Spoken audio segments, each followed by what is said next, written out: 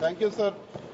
Sir, in spite of the work bill having been referred to the JPC, the minority community have raised various concerns, sir.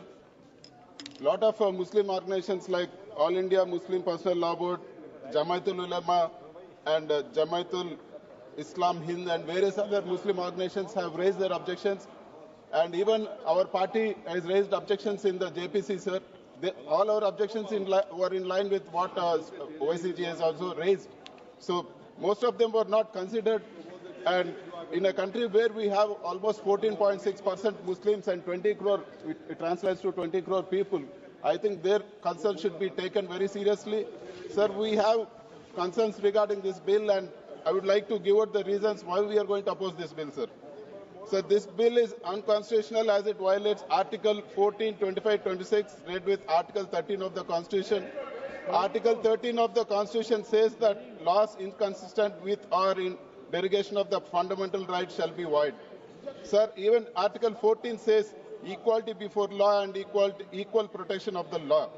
Sir, even Article 25 guarantees all citizens the right to freely profess, practice, and propagate their religion, sir. And Article 26 says that subject to public order, morality, and health, every religion, denomination, or any section thereof shall have the right to establish and maintain institutions for religious and charitable purposes, and to manage its own affairs in the matters of religion. Sir, this also violates Article 26, and there have been unnecessary changes like changing the name and inclusion of non-Muslim members under Section 9 and 14 of the bill, which is unnecessary. And also the bill weakens the Waqf Board financially, sir. Amendment to Section 72(1) reduces the annual contribution payable to the board from 7 to 5%. This provision has the potential to bankrupt a board, sir. And there are various other concerns also. So we oppose this bill, sir, and I would like to mention that Telugu Desam Party took our name. So I would like to say that what they have spoken today and what they have done today, not one minority in our state will approve of that, sir.